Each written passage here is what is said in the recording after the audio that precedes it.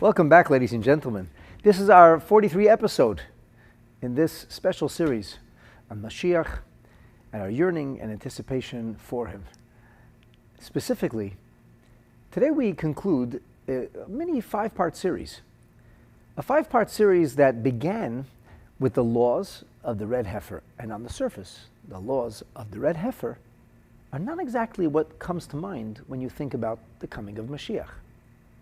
Yes, it is true that ultimately the final red heifer, which is a special offering, a korban of sorts, brought outside the Beit HaMikdash, whose ashes are mixed with specially drawn water and used to purify those who come in contact with the dead. That is not like the number one mitzvah you think of when you think of Mashiach.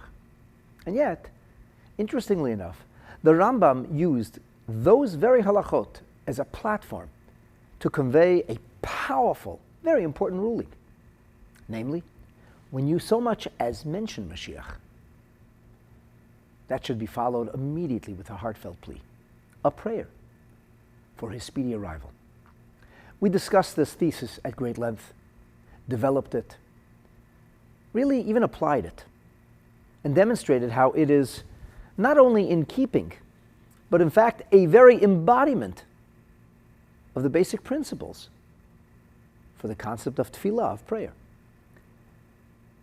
The big question that remained to be resolved was, why did the Rambam choose the laws of red heifer? Whilst there is a mention, just a mention, of Mashiach in these halachot, deep into the compilation known as Mishnah Torah, the restatement of the entire oral Torah, the Rambam had numerous opportunity to convey this important ruling.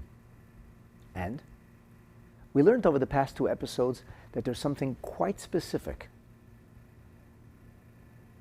something quite unique about the laws of the red heifer, and it would make perfect sense for the Rambam to use these halachot to convey that all-encompassing ruling that governs the way we, as Torah Jews, lead our lives in these last moments of Galut as we anticipate the dawn of a wonderful new era, the coming of Mashiach, speedily and in our days. In the immediate past episode, I introduced to you a highly innovative, really new approach to the subject. The Rebbe speaks about Galut in terms of ritual impurity. Not just any form of ritual impurity, the most extreme form of ritual impurity, what's known in the lexicon of our sages as avi avot hatuma, the grandfather, proverbially speaking, of all ritual impurities. And this most severe form of ritual impurity becomes a reflection of our exilic reality. You know, one of my loyal students here locally said to me after our past episode, what am I leaving with? That we're like the dead? That we're compared to the dead? Where's the inspiration? And I said to her, that's precisely the point. We should realize that in our present exilic state, we are like the walking dead. It's not okay if Mashiach doesn't come for another 1,000 years, as one misguided Torah leader once said. He said, well, you know, it didn't come for 2,000 years. As long as we keep studying Torah, really what difference does it make? Ouch. It makes the world of difference. We are in a state of tumat met, the most extraordinary form of ritual impurity. And that's our halachic designation. That's our legal label, if you will. You know, the labels people use for Jewish people, like Orthodox and Conservadox and Reform or Conservative or Reconstructed, Deconstructed. You know that all those labels are patently ridiculous. They make no sense and they have absolutely no legal binding meaning or veracity whatsoever. I mean, after all, a Jew who chooses to be totally unaffiliated, unlettered, uneducated, unobservant, is as Jewish as one who is super pious, deepening his or her understanding of Torah on a regular basis and observing punctiliously every single mitzvah they can. So that's not a label. In the Shulchan Aruch, there is a bit of a label of something called a Shomer Shabbat. There are certain halachot. But the only label that sticks to us as exilic Jews is not Jews living outside of the Israel, living in a diaspora, because Jews living in the Holy Land of Eretz Yisrael are in Galut just as we are. When you pray at the Kotel, at the foot of the site of the future third and eternal Beit HaMikdash, the site of the first two Beit HaMikdash, you say the same Shemona Esrei. The say Uvenei Yerushalayim, the same, may God rebuild Jerusalem now. The same as Tzemach David Avdecha Mehera Satzmiach. May the Sion of David sprout rapidly, and may Mashiach finally come. So what real label do we have? The answer is, halachically, we're all Tumat Meis.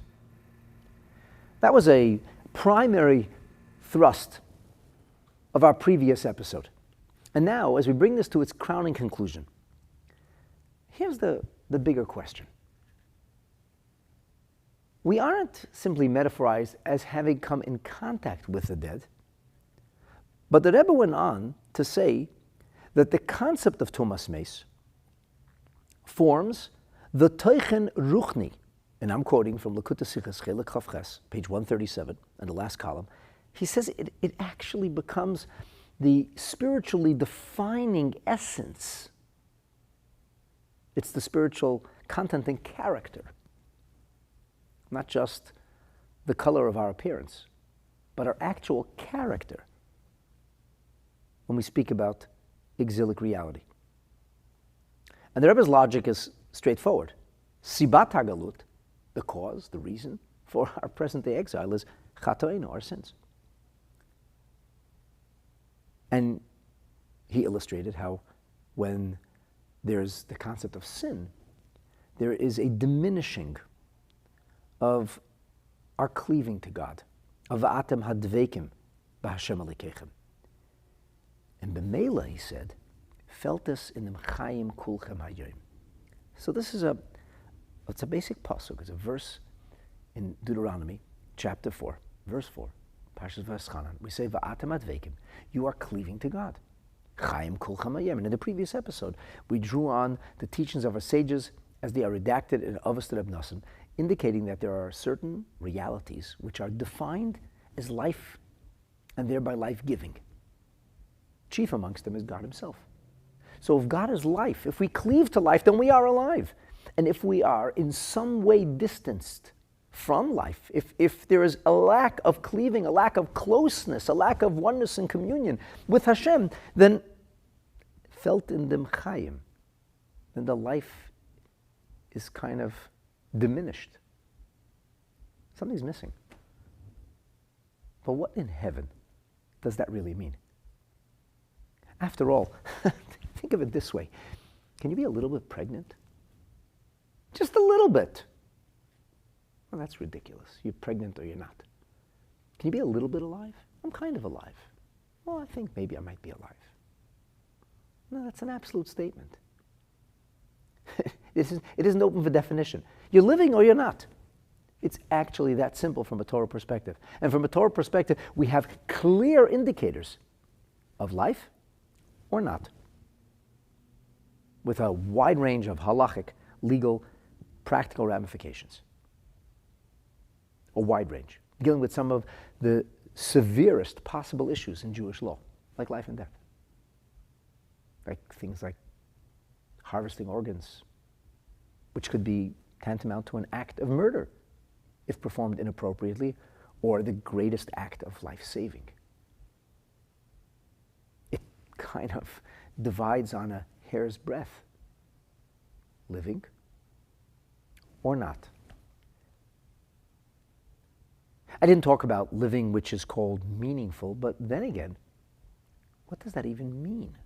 Who are we to make decisions about what life is meaningful and what life, chas v'shalom, isn't? That's God's job. God is the Machalkel Chayim. He is the one who dispenses life. And God, in the ultimate hour, is the one who takes, or it's God who should be deciding who dies, not people. So what does it mean when we say galut is like death, and death represents and embodies this extreme form of ritual impurity? What does that mean? We're not dead. It's one thing to say we're in contact with death, we're in contact with sin, but that's not what the Rebbe is saying. And really and truly, it's not simply a superficial label. This becomes an inherent definition, because in the Rebbe's view, the Rambam's selection of the laws of the red heifer to convey this overarchingly, all-encompassing, important halacha, this halacha was chosen with extraordinary precision. Because it represents redemption itself. But how does red heifer represent redemption? If galut represents death, erasing galut could represent red heifer, because the only thing that removes the impact of death is the ashes of the red heifer, but galut isn't death. We're here, alive. Am Yisrael Chai, Baruch Hashem. We, the Jewish people, aren't going anywhere, no matter how many times our enemies have tried. So what is the meaning of felt in dem Chayim? The Rebbe doesn't really explain this, but in a footnote, he suggests that there is a euphemistic statement made by our sages. And it's found in 3 very different sections of the Talmud. And the statement on the surface seems patently ridiculous. So what I want to do over the next couple of minutes is explore the meaning of this statement. Because it's pretty clear that once we understand the meaning of this statement, we'll be able to appreciate and understand why galut represents nothing short of death and its organic impurity, and why the coming of Mashiach is the ultimate purification process personified by the red heifer. So let's first talk about this statement. The statement is Mali kotla kula, Mali kotla palga. It's an Aramaic statement. It's freely translated means, what's the difference between killing somebody halfway or all the way? As if to insinuate that being half dead is as good as dead. Really? How in heaven can that possibly make any sense? How could you be half dead? I mean, a few moments ago we illustrated very clearly that you're either alive or dead. I've heard people brandish this statement around with alarming, let's just say, an alarmingly cavalier way. Oh yeah, Mali Katla Kula, Mali Katla Paga. As if that actually kind of makes sense. Yeah, half dead, all dead. Yeah, it's kind of the same. Well, no, it isn't. What does the Gemara mean when it makes such a seemingly outlandish statement? So before we go to the Gemara, I just want to say this. For us, Torah Jews, reality is not perception, at least not human perception. Reality, or for a choice of different words, truth, is what Torah says is true.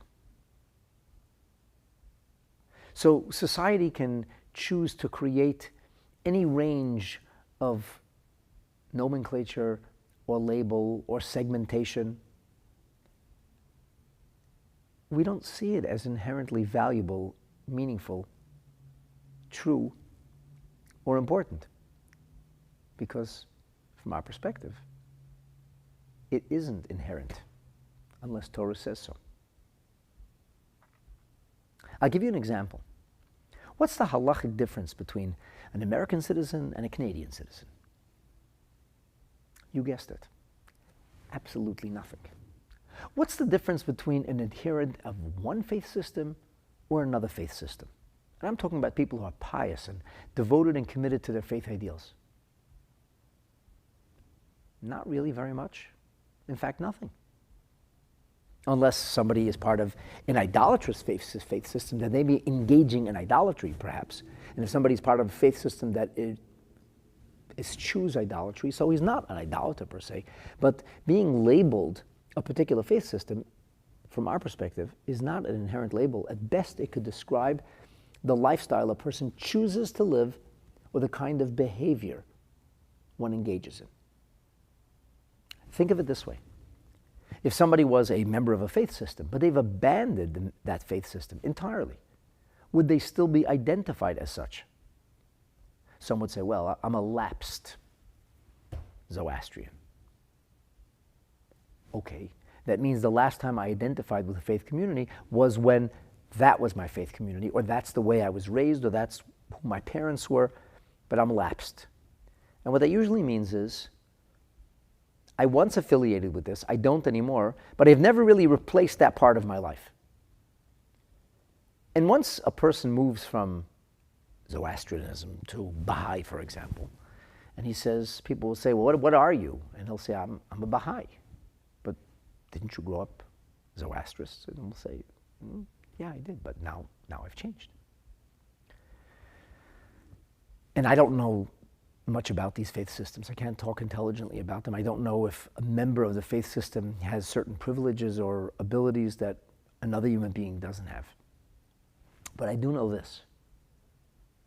From our perspective, a person's education, affiliation, level of observance, or absolute total agnosticism in no way impact or change our halachic designation of that person. Namely, halachically, a Jew is a Jew is a Jew. It's actually that simple. So halacha will say, if you are Jewish, you can put on tefillin and accomplish something meaningful. If you are a Jewish woman, you can light Shabbat candles precisely in the right time, and something meaningful can be accomplished.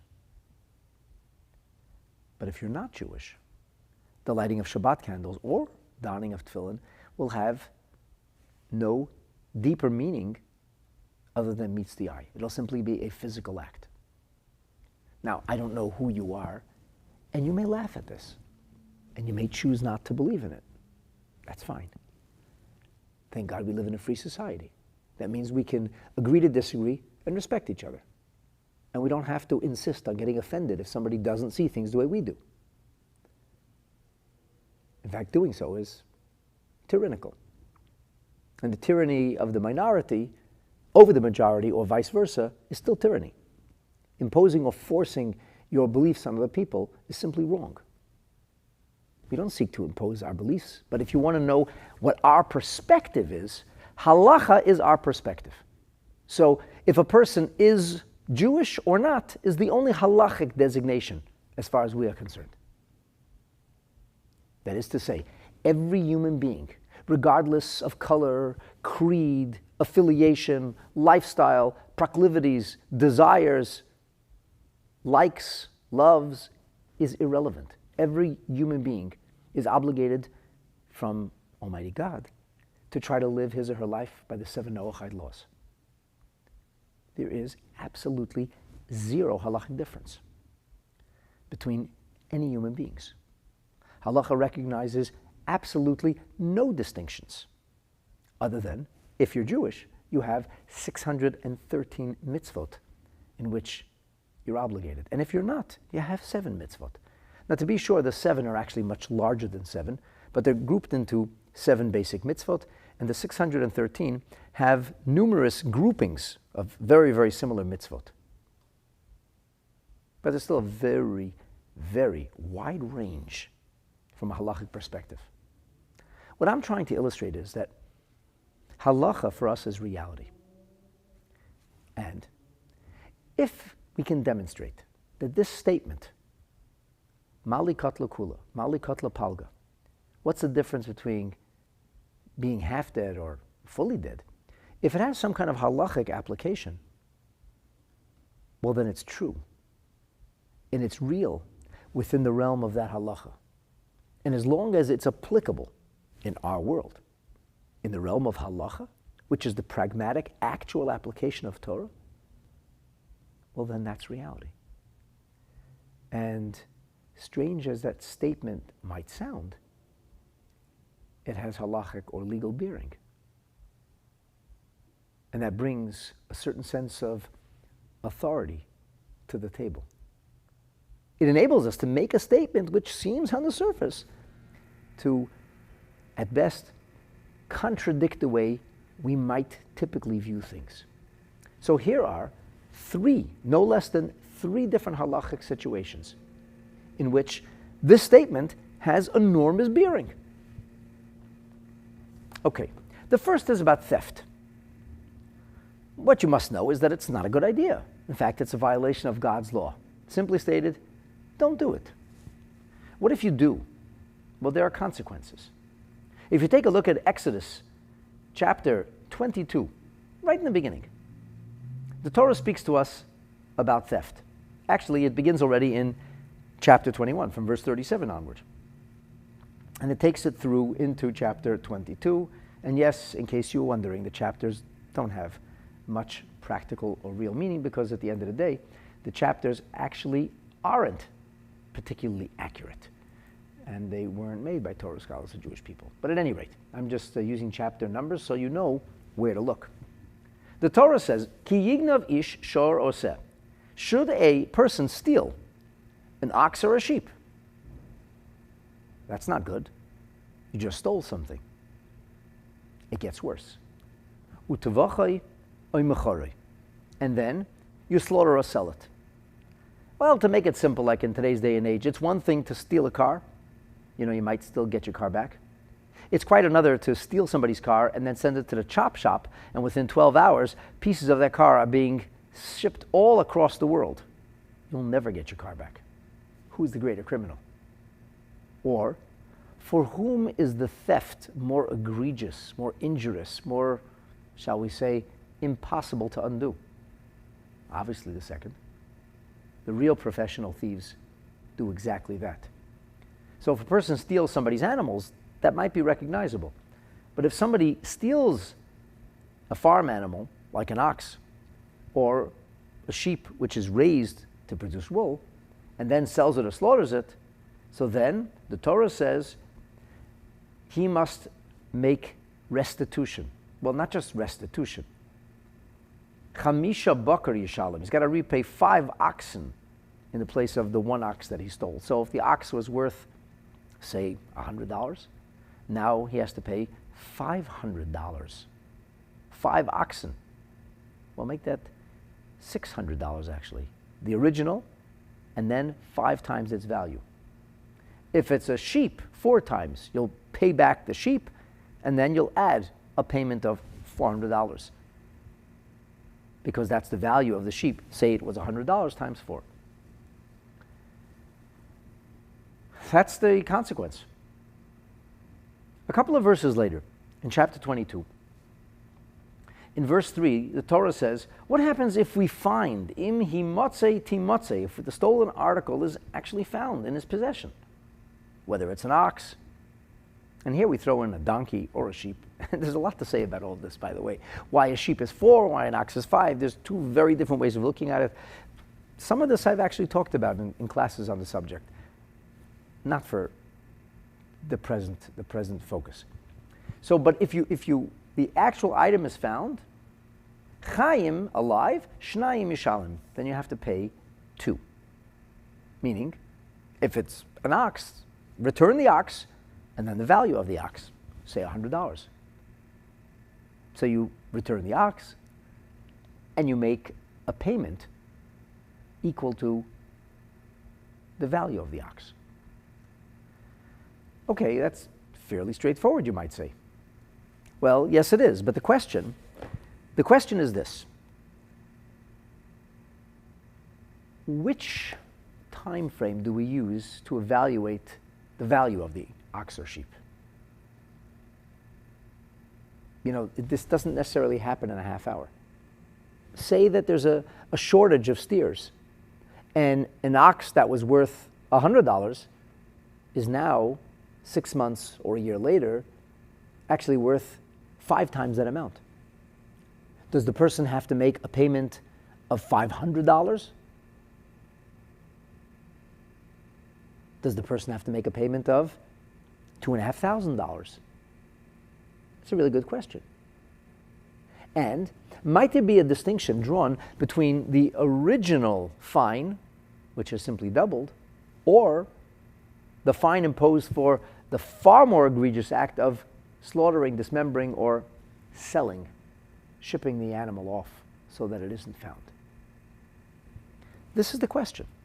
And it's a question which our sages hotly debated. We are introduced in the Gemara in Maseches Bava Kama, and Daf Samachay, to the opinion of Rav. Rav says, when it comes to the original payment, meaning what's referred to in Hebrew as kefel, you follow the amount of money that the ox will cost today. But when it comes to the additional payments, well, there it's not so simple. If, for example, the ox was diminished in value, because now there's a deluge of oxen on the market, then you'd pay the value of the ox at a later time. And there's a big discussion. It says kishas hamada bedin. And what does that mean, kishas hamada bedin? Does it mean at the time when the witnesses came forward, at the time when the criminal was apprehended? When exactly do we look at the ox to make that call? And don't think this isn't practically applicable, because it really is. I mean, you and I all know that commodities are always going up and down, especially basic commodities. So the Gemara has a whole discussion, and the Gemara seems to suggest that Rav's idea is outlandish. Why should we make a distinction between fines? The fine is either kefil, it's either double, or it's 4 or 5 times as much. Yes, it's actually that simple. Why make a distinction between them? And the Gemara on Daf Samachay, which is page 65, side A, the Gemara comes along and says, we have a brisa. Now, Rav is a sage from the Talmud, from the Gemara. A brisa that says, Mishalem tashlumi kefil, in a situation where Shmeina, where this ox was a strong ox, I guess what you would call a fat ox.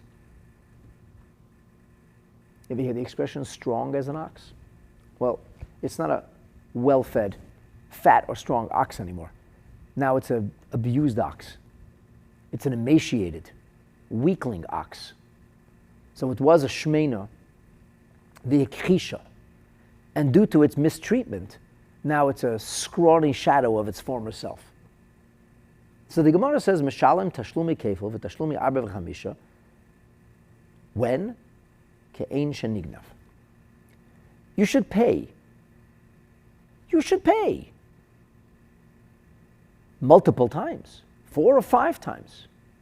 4 or 5 times of what value? The value that the ox was to begin with, or the value of what the ox is now. So if it was a $500 ox whose value was vastly diminished and now it's only a shadow of itself down to $100, hey, that's a very different kind of story.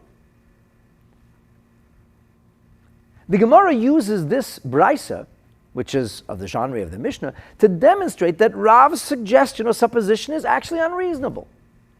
And the Gemara says, you see, we can clearly derive that there isn't a distinction between one and the other.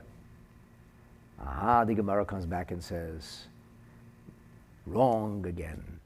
When it's the person, it's the criminal's own mistreatment of the ox that caused it to diminish in value, Rav would agree with this brisa wholeheartedly. It's only when the circumstances beyond the control of the criminal unfolded that he might make a distinction. And what is the theory behind that? The jurisprudence. And the Gemara says, Mali kotla kula, Mali kotla palga. That is to say, at the moment when a person begins to slaughter the ox, it's no longer fully alive, but it isn't dead yet either. And the actual obligation of making this payment sets in at the time of rigor mortis and death of the ox. Yet, we don't evaluate the ox from the time of rigor mortis or death. We evaluate the ox from the moment before it was slaughtered, the moment the criminal raised the knife over the ox. Yeah, but that could take a minute or 2 or 3. So if the legal obligation doesn't begin until later, how is it that we are comfortable imposing a fine before the obligation begins? I mean, after all, if the metrics are going to be right, it's at the time of the obligation that the fine should be imposed. And the answer really is no. The value of the ox is going to be vastly diminished by the time it's dead. I mean, a live ox and a dead ox are not in any way, shape, or form the same. One is just meat, and the other is a living animal who can pull your plow and enable you to produce an enormous amount of good things from your farm. So the Gemara says, we can't distinguish between kotla kula or kotla palga, half dead, all dead. Once the process begins, the process has already begun. And the Gemara applies this to ruining the ox's health, so to speak. After all, malaise or lack of wellness is the first step towards its demise. And so the Gemara says on a legal level, you'd be obligated to pay from the time of theft. That was a healthy ox. And the abuse began right after, for all we know. So from the moment the abuse began, because the ox, the animal, was abused at the hands of this criminal, of this thief, we would say that the obligation of making restitution goes from the time of theft. Here's the point. We just took a seemingly outlandish statement and demonstrated how it has halachic, legal, practical bearing. There is actually a difference between kotla kula and kotla palga. Does this apply in every place? No. Most certainly not. Let's go to the most extraordinary example. If a person, heaven forfend, was beaten by a gang, and somebody actually delivered the fatal blow, who would be held accountable for his murder? The murderer might say, well, I didn't really do that. I just delivered the final blow. He probably would have died anyway. It was just a matter of a week or 2. He wouldn't have survived. So I hastened it. Is that reasonable? That's the kind of question we might ask. And that's where this wouldn't apply. You can't say, well, the guy's half dead anyway. I just finished the job. I pulled the trigger. Even if we were to know with certainty that this person could not survive and would eventually die of those wounds, the person who went ahead and affirmatively took somebody else's life is guilty of murder. It's that simple.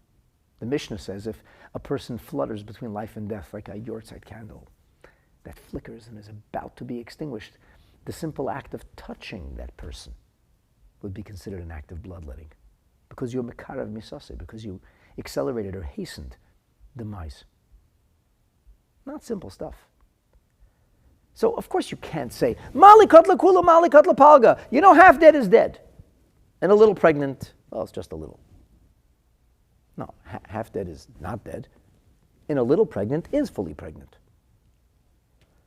The point, however, is there is, albeit a slender, but there is a window or dimension in the real world, and for us that means halacha, where this concept applies.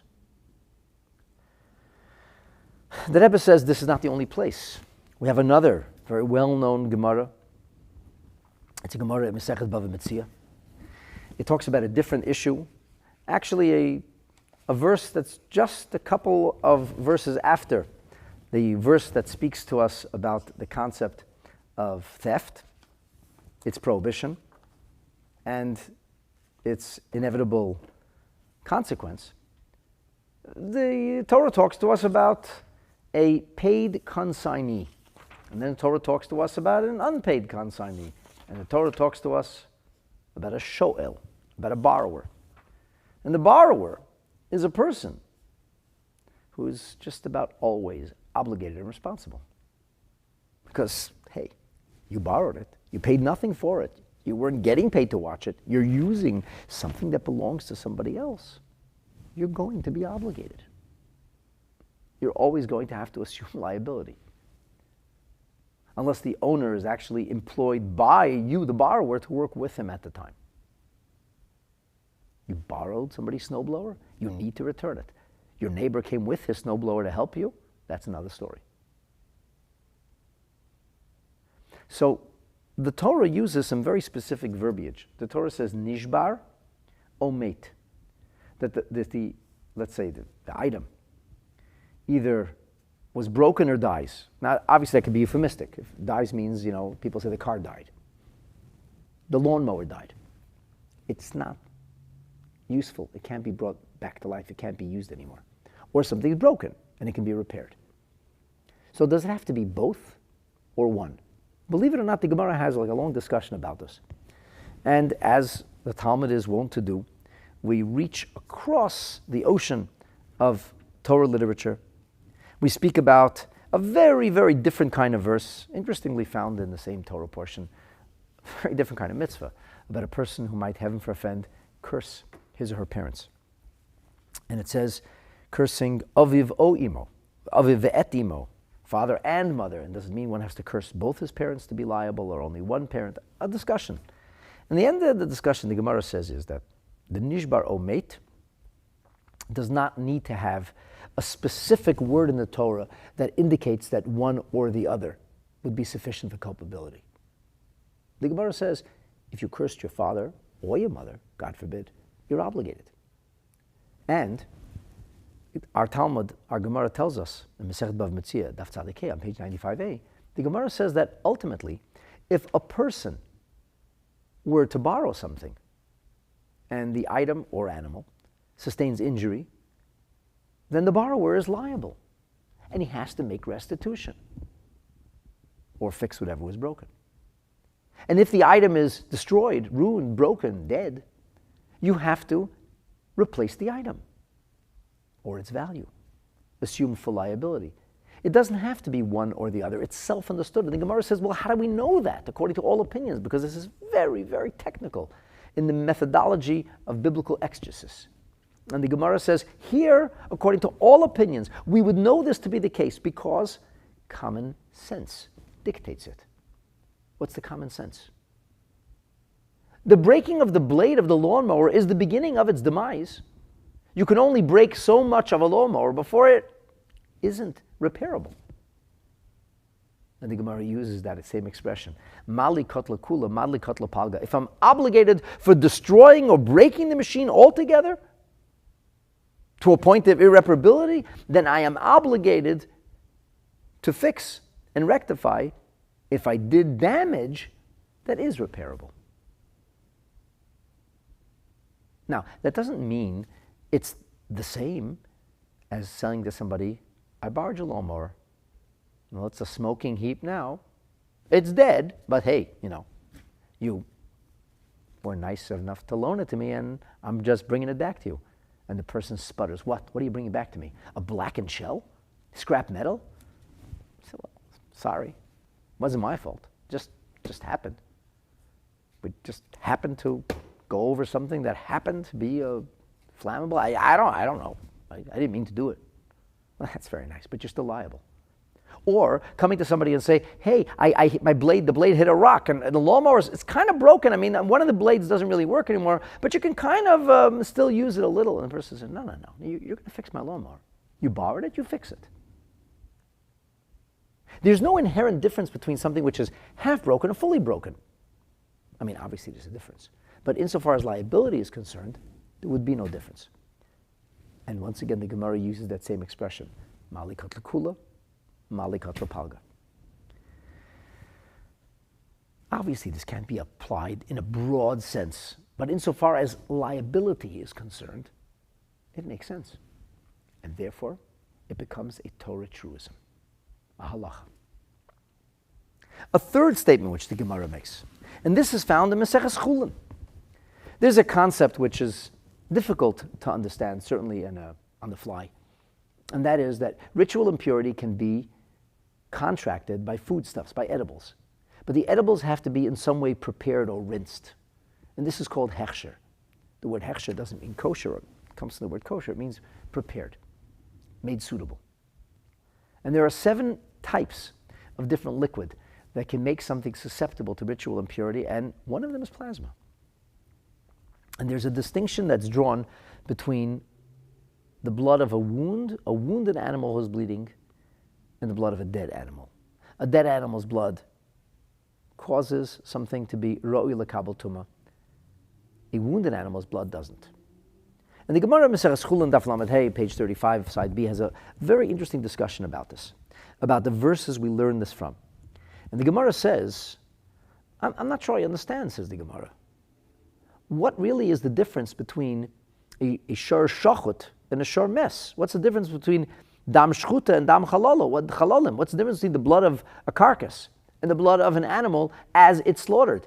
After all, isn't the animal who was slaughtered eventually going to be dead? And the Gemara seeks to create daylight between the wound and the act of shchita. Because a wound is not half dead. It's not a mortal wound. It could be a scratch. It's an act of bloodletting. It caused the animal to bleed. That plasma does not prepare things for ritual impurity. But shchita does. And the Gemara says the reason that there is an inherent difference between the act of slaughtering, at which point the animal isn't dead yet, and the dam chalolim is because, you guessed it, mali kotla kula, mali kotla palga. We can't make distinction between an eventuality. Halachically, they should be in the same class.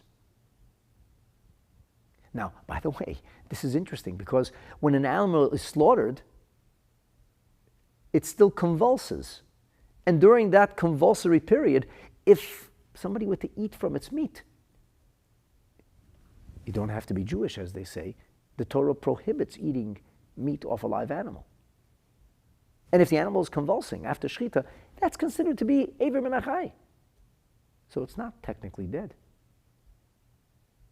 even if the animal feels or knows of nothing. and yet we say mali kotla kula, mali kotla palga. So it doesn't apply in every way. It's not a broad, all-encompassing statement, but in a window of a specific area of halacha, in the question of whether this plasma is something that causes or makes something susceptible for ritual impurity or not, there is no distinction drawn between the shchita, the ritual slaughter, and between the carcass of the animal. And so, by exploring what's found in these footnotes, we can now return to the actual body of the edited talk, and now it's kind of starting to make sense. There is an element in halacha of being kind of dead is dead. In other words, insofar as the spiritual energy of death is concerned, in galut, we reek of that spiritual energy. And therefore, we need to be cleansed of it. And the only thing that can cleanse us of it is the ashes of the red heifer. In other words, it's so crisp and clear for us to understand how the ashes of the red heifer are the perfect paradigm for the healing of galut, also known as Mashiach. What better place for the Rambam to have delivered his message? You know, the Rebbe finished off by saying this also gives such a beautiful appreciation of the verse found in the prophecies of Ezekiel in the 36th chapter, verse 25, where he says in what the Rebbe calls Nevuas HaGeula, in the prophecy of redemption, and he says, Vizorakti aleichem mayim terim. And as we learned in the previous episode, the concept of Vizorakti, throwing water or dashing or sprinkling water, is not reminiscent of immersion in a mikveh. Of course it isn't. It's something which is reminiscent and in fact embodies the concept of the Parah Aduma. And so the Rebbe footnotes a fantastic Gemara in Maseches Yoma and the commentary of the Maharsha, which I'm going to share with you as we draw this to its beautiful conclusion. The Gemara in Masechet Yoma, Daf Pei Hey Amid Beis, page 85, side B. At the end of the Mishnah, Amar Rabbi Akiva, the great sage Rabbi Akiva taught, Ashreichem Yisrael, how fortunate are you, Israel.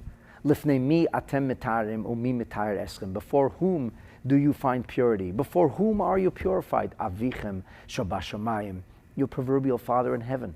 Shanemar, as it is stated in prophetic euphemism, Vizorakti aleichem mayim tahirim, I will dash upon you. This is Ezekiel. Waters of purity. Utahartem, and you will become purified. Ve'oimer, and here the Gemara or the Mishnah draws on the 17th chapter of the prophecies of Jeremiah. Yirmiyahu says, Mikveh Yisrael Hashem.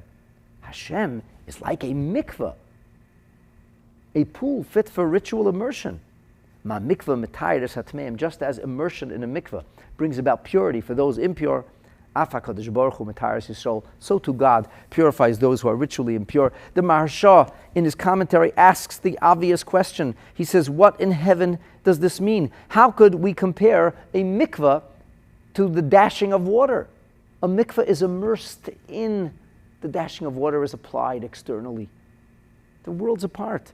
Furthermore, he says, what connection might that have with the concept of galut itself? And the Maharsha goes on to say that the Yetzer Hara, the evil inclination that drives us and entices us to sin, is called Tameh. As it is written, Leiv Tahor Baroli, Hashem created us with pure hearts. However, the Yetzer Hara entices us, sweet talks us into leaving our innocence and purity behind. He tragically and sadly pushes us in the direction of the opposite of Leiv Tahor, a pure heart, in a situation of impurity, in the most extreme and grotesque form, Tumas Meis, the ritual impurity engendered by death itself. As it is written, Tzofa Rasha Latzadik, the wicked sets his eyes upon the righteous, Umuvakesh Lahamito, and he seeks to kill him. Kill him? Yes! Says the Maharsha, just like Tumas Meis, just like the ritual impurity of death itself, sin distances us from God like death itself. Think of the Mali Kotla Kula, Mali Kotla Palga, the paradigms of halacha we talked about, and they'll look at this Maharsha differently. And the Maharsha says, as such, the only thing that could possibly cleanse us from sin fully is the ashes of the red heifer, because a mikveh doesn't work for that. And he says, "Kumoisha hazoya hu min hatoher al hatomei," and just as the sprinkling of the ashes mixed with water are done by somebody who is ritually pure upon somebody who is ritually impure, so too, after this, there is necessity for immersion in a mikveh, in a ritual pool. Hashem, who is pure, is going to sprinkle us with those waters and then bring us to the mikveh. And that, my dear friends, is the paradigm of redemption, the coming of Mashiach. How stunning is the precision of halacha, of Torah teaching. How precise, how exact, how punctilious is it. Wow. What better place could the Rambam have chosen to convey that powerful and important message to us, that the idea of the Tahara will come to us begilui, in an open way, as the Rebbe finishes off in the Sikha, bebias Mashiach tzedkenu, with the coming of Mashiach, and to quote the end of the Sikha, Yovoi v'yigolenu, may he come and redeem us, b'meheira b'yameinu mamash, speedily and in our days, quite actually and literally. Uboshein HaRambam, and here the Rebbe paraphrases the Rambam himself, meheira yigola, may he speedily be revealed, amen, kain yehi ratzon. Thanks so much for joining. Please continue to join, share, like. Let's get the word out together. Hopefully, the more we learn about Mashiach and its wondrous purifying energy, the more we learn about how debilitating galut is, the more we'll be encouraged not to passively just wonder if Mashiach will come, but in fact to actively await and anticipate Mashiach, as we should, for that accelerates his arrival speedily and in our days. Amen. Thank you. Have a beautiful day.